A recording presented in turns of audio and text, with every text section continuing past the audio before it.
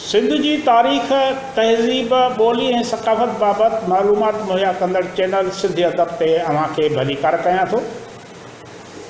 जिन बि दोस्तनि अञा सूदो असांजे चैनल खे सब्सक्राइब न कयो आहे उन्हनि खे ॿीहर गुज़ारिश आहे त हू असांजी हौसला अफ़ज़ाई लाइ चैनल खे ज़रूरु सब्सक्राइब कंदा, वीडियोज़ खे तफ़सीली ॿुधंदा ऐं दोस्तनि सां शेयर कंदा। अॼु पाण सिंधु माथिरी जी सभ्यता ते खोजना कंदड़ माहिर देव प्रकाश शर्मा बाबति ॻाल्हि ॿोल कंदासीं।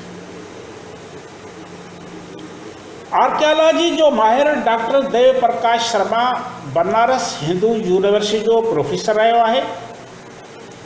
क़दीम आसारनि ऐं म्यूज़ियम टेक्नोलॉजी बाबति महारत रखंदड़ हिन भारतीय माहिर क़दीम तारीख़ जे मौज़ूअ ते अलाहाबाद यूनिवर्सिटी मां MA जी डिग्री हासिल कई।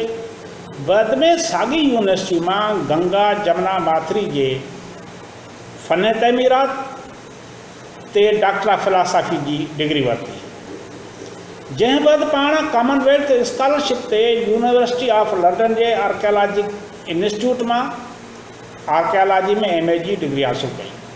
प्रकाश शर्मा इन दौरान बर्तानिया, ॾखिण अफ्रीका ऐं ॿियनि हंधनि ते क़ाइमु क़दीम आसारनि जी कोटराईअ में बहिरो वरितो।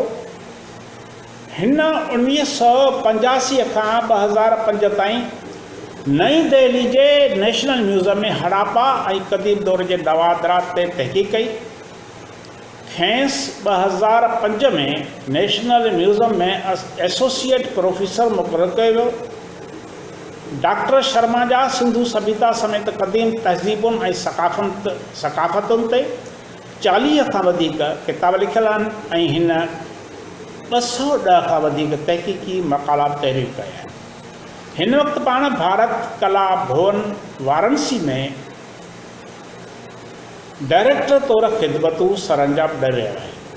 पाण सिंधु सभ्यता जे लिखत ते बि तहक़ीक़ करे रहियो आहे।